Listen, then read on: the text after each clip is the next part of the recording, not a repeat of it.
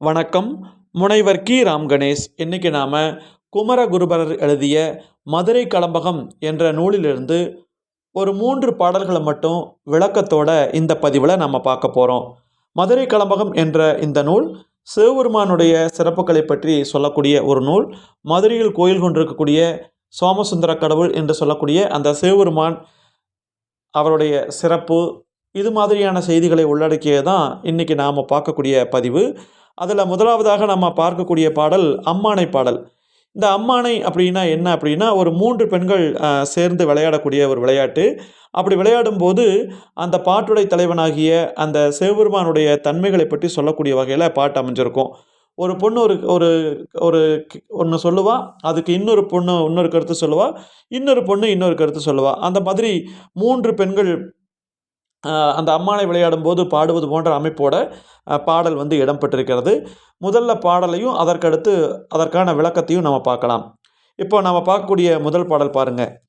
இருவருக்கும் காண்பரிய ஈசர் மதுரேசனார், விருது கட்டி அங்கம் வெட்டி வென்றனர்கான் அம்மானை.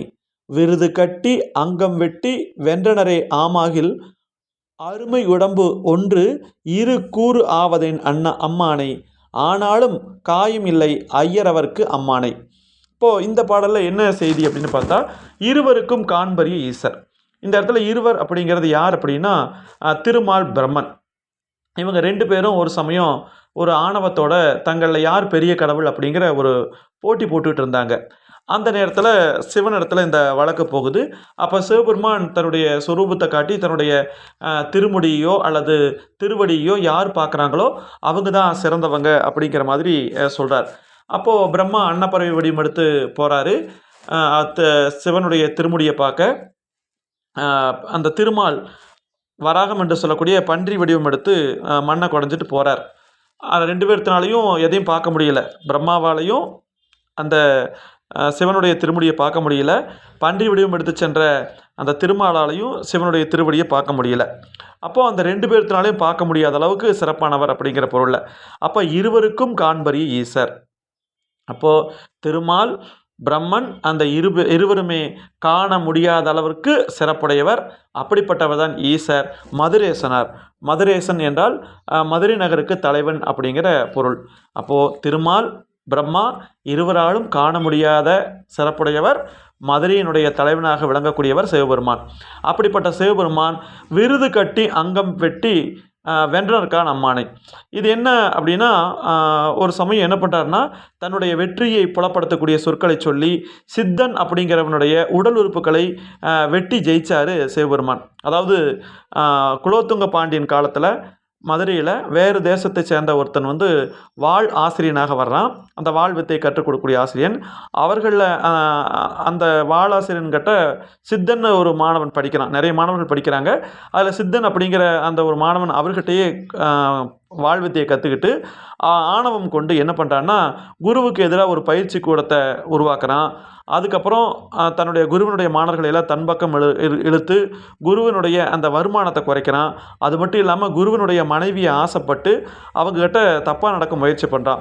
இப்போ அப்படிப்பட்ட நேரத்தில் சிவபெருமான் என்ன பண்ணுறாருனா, அந்த குருவினுடைய வடிவத்தில் அந்த சித்தன் என்று சொல்லக்கூடிய அவனை வெட்டி கொண்டார். அதுதான் அப்போது தன்னுடைய வெற்றியை புலப்படுத்தக்கூடிய சொற்களை சொல்லி அந்த சித்தன் அப்படிங்கிற அந்த உடல் உறுப்புகளை வெட்டி வென்றார் அப்படின்னு ஒரு பெண் சொல்கிறா. அதுக்கு இன்னொரு பெண் சொல்கிறா, அப்படி வெற்றி வார்த்தை கூறி அந்த விருது கட்டி அங்கம் வெட்டி அப்படி வெற்றி வார்த்தை கூறி அந்த பகைவனான அந்த சித்தனுடைய உடலை வெற்றி பெற்றார்னு சொல்கிறீங்க இல்லையா, அப்படிப்பட்ட அவருடைய அருமை உடம்பு ஒன்று இரு கூறு ஆவதேன் அம்மானை. அப்போ ஒன்று எடுத்து கேட்குறா, அவர் அப்படி ஜெயிச்சார்ல, ஆனால் அவருடைய உடம்பு மட்டும் ஏன் 2 கூறாக மாறுச்சு அப்படின்னு சொல்லி கேட்குறா. ஏன்னா அந்த சிவனுடைய உடம்பு 2 கூறா. எப்படின்னா, ஒரு பாகத்தை சக்திக்கு கொடுத்து அந்த அர்த்தநாரியாக மாறினார். இன்னொரு பாகத்தை பார்த்தீங்கன்னா திருமாலுக்கு கொடுத்து சங்கர நாராயணனாக மாறினார். அப்படி ஏன் அவருடைய உடம்பு 2 பாகமாக மாறுச்சுன்னு இன்னொருத்து கேட்குறா. அதற்கு இன்னொருத்து சொல்கிறா, ஆனாலும் காயமில்லை ஐயரவர்க்கு அம்மானை. அப்போ அவருடைய உடம்பு 2 கூறாக மாறுது. ஒரு கூறு உமையம்மை என்று சொல்லக்கூடிய அந்த சக்திக்கும், இன்னொரு கூறு திருமாலுக்கும் கொடுக்கப்படுகிறது. இப்போ அப்படி கொடுத்தாலும் அவருடைய உடம்புல காயம் அப்படிங்கிறது இல்லையே, அந்த தலைவனுக்கு உடம்புல எந்த காயமும் இல்லையே அப்படிங்கிறத தான் இந்த பாட்டில் சொல்லியிருக்காங்க. அப்போது இந்த பாட்டினுடைய முழு பொருள் என்னென்னா, திருமால் பிரம்மன் 2 பேர்த்தினாலையும் பார்க்க முடியாத சிறப்பு பொருந்தியவர் மதுரை நகருக்கு தலைவனாகிய அந்த சிவபெருமான். அப்படிப்பட்ட அந்த சிவபெருமான் தன்னுடைய வெற்றியை புலப்படுத்தக்கூடிய சொற்களை சொல்லி சித்தன் அப்படிங்கிறவனுடைய உடல் உறுப்புகளை வெட்டி வென்றார். அப்படி அவர் வெற்றி வார்த்தை கூறி அந்த பகைவனான சித்தனுடைய உடலை வெற்றி பெற்றார். ஆனாலும் அவருடைய உடம்பு 2 கூறானது அது திருமாலுக்கும் உமையம்மைக்குமாக 2 பாகம் ஆனது ஏன் அப்படின்னு ஒருத்தி கேட்குறா. அப்போ உடல் 2 கூறாக இருந்தாலும் இறைவனான அவனுக்கு உடலில் தழும்பு ஏதும் இல்லை என்று அம்மானை பாடுவாயாக அப்படின்னு பாடக்கூடிய வகையில் இந்த முதல் பாடல் அமைஞ்சிருக்கு. அதாவது நாம் பார்க்கக்கூடிய முதல் பாடல். அடுத்த பாடல் என்னென்னா, 6 தலை வைத்த முடி நீள் நிலவெறிப்ப எமை ஆளுடைய பச்சை மயிலோடு ஈறு முதலற்று மதுராபுரியில் உற்ற பரமேசர் ஒரு சற்று முனரார் நீருபடு துட்டமதன் வேறொரு வெடுத்து அலரின் நீள் சிலை குனித்து வலிதேன் ஊருகனை தொட்டு வெளியே சமர் விளைப்பது என் ஊழ்வனை பழித்ததுமே அம்மானை. அதாவது தலைவன் ஒருவன் என்னுடைய துன்பத்தை தெரிஞ்சுக்காம என்னிடத்துல வந்து சேராமல் இருக்கிறான் அப்படிங்கிற அந்த வருத்தத்தில் ஒரு தலைவி பாடக்கூடிய வகையில் பாட்டு அமைஞ்சிருக்கு. இந்த பாட்டினுடைய பொருள் என்ன அப்படின்னா, 6 தலை வைத்த முடி. 6 என்றால் இந்த இடத்துல கங்கை ஆறு. அந்த கங்கை ஆற்றை தலையில் வைத்திருக்கிறான் இல்லையா, அந்த கங்கையை தலையில் வைத்திருக்கக்கூடிய சிறப்பு பொருந்தியவன் தான் இந்த சிவபெருமான். நீள் நிலவு, அதாவது பிறைச்சந்திரனை தன்னுடைய தலையில் வைத்திருக்கிறான். அப்படிப்பட்ட அந்த சிவபெருமான் என்னை அடிமை கொண்ட மயில் போன்ற உமையம்மையுடன் அழிவும் தோற்றமும் இல்லாமல் எப்போதும் ஒளிமை பெற்றிருக்கக்கூடிய மதுரையில் எழுந்தருளி இருக்கிறான். அப்படிப்பட்ட அந்த சிவபெருமான் ஒரு சமயம் என்ன பண்ணான், தன்னுடைய நெற்றிக்கண்ணால் மன்மதனை எடுத்து சாம்பலாக்கினான். ஆனால் அந்த மன்மதன் இன்னும் அழியாமல் வேறு உருவம் எடுத்து வந்து அந்த வில்லில், அந்த கரும்பாகிய வில்லில் அந்த மலர் கணைகளை தொடுத்து, அந்த மலர் அம்புகளை தொடுத்து எனக்குள்ள காதலாகிய அந்த அன்பை ஏற்படுத்தி விட்டுட்டான். அப்போ இன்னமும் அந்த மன்மதன் அழியலை. அப்போது இது தலைவன் உணராமல் இருக்கிறாரு. அந்த காதல் எண்ணம் எனக்குள்ளே வந்துருச்சு, ஆனால் இன்னமும் அந்த தலைவன் வந்து வரல. என்னுடைய முந்தைய வினை தான், அந்த முந்தைய வினையினால தான் எனக்கு இப்படியெல்லாம் நடக்குது.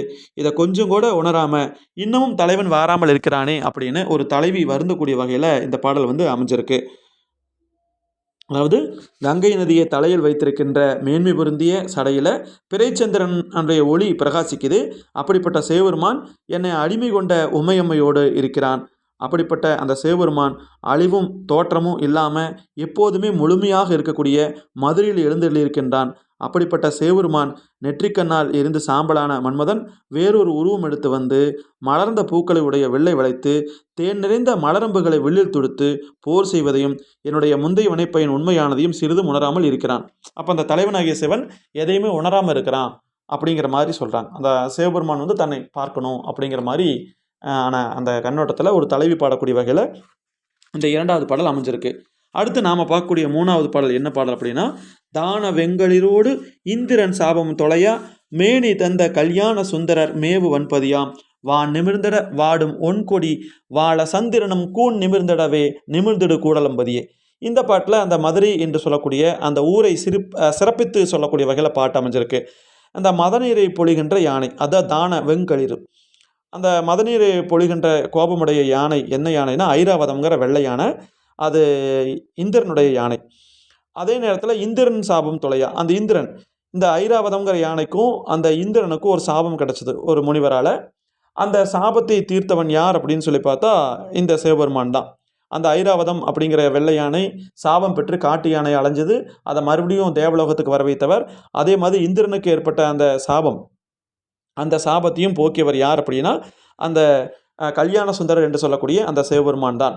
அப்படிப்பட்ட அந்த சிவபெருமான் இருக்கக்கூடிய, அதாவது மனமொப்பி எழுந்தருளி இருக்கக்கூடிய ஊர் எதுன்னு பார்த்தா இந்த மதுரை அம்பை தான். அப்படிப்பட்ட அந்த மதுரையிலே வானை தொடுமளவு ஒளி பொருந்திய கொடிகள் அசைகின்றன. அது மட்டும் இல்லாமல் அந்த இளமையான அந்த பிறை நிலவு தன்னுடைய வடிவம் மாறி அப்படியே கூணாக இருக்கிறது. அந்த கூண் நிமிர்ந்து அது ஒரு நல்ல வடிவமாக அழகோடு விளங்கக்கூடியதாக அந்த மதுரை மாநகரம் விளங்குகிறது அப்படிங்கிறத இந்த பாடல் சொல்லுது. அதாவது பாட்டினுடைய முழு பொருளை பாருங்களேன். மதநீரை பொழிகின்ற கோபமுடைய ஐராவதம் என்னும் யானை, அந்த யானைக்கு ஏற்பட்ட சாபம், இந்திரனுடைய சாபம், இந்த இரண்டையுமே தீர்த்து அவங்க 2 பேர்த்துக்குமே மறுபடியும் ஒரு திருவடிவம் கொடுத்தவர் யார் அப்படின்னா, கல்யாண சுந்தரர் என்று சொல்லக்கூடிய சிவபெருமான். அப்படிப்பட்ட அந்த சிவபெருமான் மனமொப்பி எழுந்தருளி இருக்கக்கூடிய ஒரு அழகான திருத்தலம் தான் இந்த மதுரை. இந்த மதுரையில் வானை தொடக்கூடிய அளவுக்கு பிரகாசமான கொடிகள் அசையக்கூடிய தன்மையுடையதாக இருக்கிறது. அது மட்டும் இல்லாமல் பிறைச்சந்திரன் தேய்ந்ததுனால அந்த சந்திரன் வளைஞ்சு போச்சு. அந்த வளைவை நீக்கிக் கொள்வதற்காக உயர்ந்து விளங்கக்கூடிய தன்மையுடையதாக இந்த மதுரை மாநகரம் விளங்குகிறது அப்படிங்கிறது இதில் சொல்லியிருக்கிறாங்க. இதில் இந்த ஐராவதம் அப்படிங்கிற யானையும் அந்த இந்திரனும் ஏன் சாபம் அடைஞ்சாங்கன்னா, ஒரு சமயம் முனிவர் ஒருவர் ஒரு பூ மாலையை கொண்டு வந்து கொடுக்குறார். கடவுள் மூலமாக கிடச்ச அந்த பூ மாலையை அதை இந்திரன் கையில் கொடுக்குறப்போ, தேவலோகத்தில் இந்த ஐராவதத்தின் மேலே வந்த அந்த யானை மேலே வந்த அந்த இந்திரன் அதை யானை கிட்ட கொடுக்குறான். அந்த யானை அதை காலில் போட்டு மிதிச்சிருது. அதனால் முனிவர் சாபம் கொடுத்துட்றாரு. அந்த சாபத்தினால அந்த யானை காட்டு யானையாக போகிறது. அப்புறம் இந்திரனுடைய தலை சரட்டும்னு ஒரு சாபம் கொடுக்குறார். அப்போ தேவர்கள்லாம் வேண்டுகோள் வைக்க அந்த சிவன் என்ன பண்ணுறாருன்னா, அந்த தலைமுடி அதாவது தலையில் நின்றுக்கூடிய கிரீடம் மட்டும் சிதைற மாதிரி அந்த அந்த சாபத்தை நீக்கிறார். அது மட்டும் இல்லாமல் அந்த காட்டு யானையாக திரிந்த அந்த ஐராவதத்தினுடைய சாபத்தையும் போக்குறார். அதைத்தான் அந்த வரியில் சொல்லியிருக்காங்க, தான வெங்களிரோடு இந்திரன் சாபமும் தொலையா அப்படிங்கிறது. இப்போ அப்படிப்பட்ட சிறப்பு பொருந்திய இடம்தான் இந்த மதுரை என்று சொல்லக்கூடிய ஊர். இந்த ஊரில் இருக்கக்கூடியவன் தான் அந்த சிவபெருமான் அப்படிங்கிற அந்த ஒரு செய்தியை இந்த பாடலில் சொல்லியிருக்கிறாங்க. இப்படியாக நாம் 3 பாடல்கள் பார்த்துருக்குறோம். இந்த பாடல்கள் வரிசையாக இல்லை, அங்கங்கே இருக்கக்கூடிய ஒரு 3 பாடல்களை மட்டும் எடுத்து நாம் தொகுத்து விளக்கத்தோடு இந்த பதிவில் பார்த்துருக்குறோம். உங்களுக்கு வேறு ஏதாவது சந்தேகங்கள் இருந்தாலுமே கூட நீங்கள் என்ன பண்ணலான்னா இதில் குறிப்பிடலாம்.